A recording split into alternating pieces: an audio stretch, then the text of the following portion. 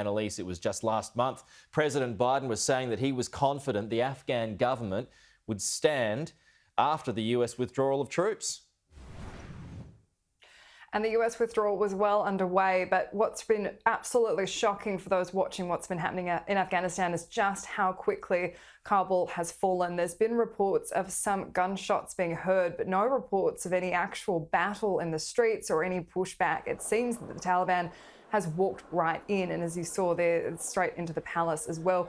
The US was trying to withdraw the remaining 2,500 US troops based in Afghanistan. They've now had to increase that to another additional 2,500, and the Pentagon has just in the last hour authorised another 1,000 troops to go to Afghanistan. But the major operation today has been evacuating the US embassy staff. That had to be done quickly, and when there'd been previous analysis of what was happening, the Biden administration said that this isn't something that would change in a few days. This has certainly happened now. The flag has been removed from the top of the US embassy. Any potential items that could be used by the Taliban coming in for their own propaganda purposes have been taken by the staff with them, and there was extensive burning of documents as they left. But what they've also left is thousands of Afghanis who supported the US government during this 20 years in Afghanistan. They've been left to deal with the Taliban now taking over, and the comparison being made is to what happened with the withdrawal of Saigon. Those pictures of the staff being evacuated from the US embassy certainly bear a striking resemblance to exactly what happened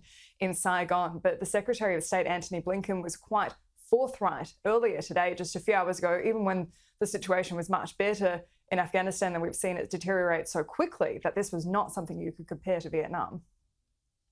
This is not Saigon. We went to Afghanistan 20 years ago with one mission, and that mission was to deal with the folks who attacked us on 9/11.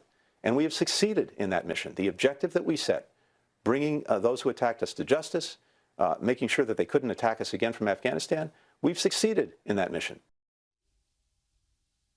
This has ignited rage right across the political spectrum in the United States, in particular from Republicans who are in favour of keeping a presence in Afghanistan in the long term, something similar to what you've seen in South Korea, but also to not give the Taliban such a long-run warning that the US was going to leave, and to put it on such a significant date of the 20th anniversary of 9/11, which is fast approaching. But what we've seen Joe Biden say just last month is that they didn't anticipate that anything like what's happening today could happen. The likelihood there's going to be the Taliban overrunning everything and owning the whole country is highly unlikely. And Pete, if you look at those pictures of what's happening in the presidential palace in Kabul right now, the Taliban have walked right in. And so that very much goes counter to the predictions of Joe Biden just a short time ago. Republicans, especially the more moderate factions, are saying that this absolutely could have been avoided.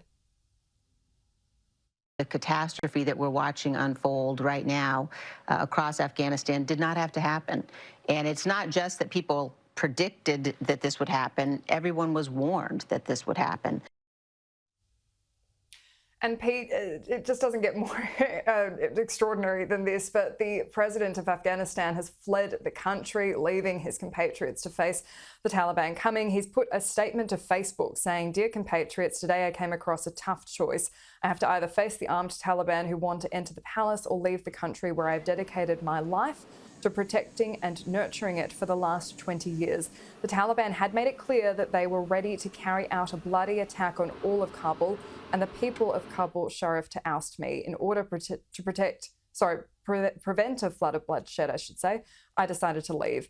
The Taliban have won the sword and gun judgment and are now responsible for protecting the honour, property and self of their compatriots. But the legitimacy of hearts did not win them over. Never in history has dry force given legitimacy to anyone, and never will." That will, of course, be not much comfort to the many women who've been left behind in Afghanistan to face the oncoming Taliban and the new administration that they will rule.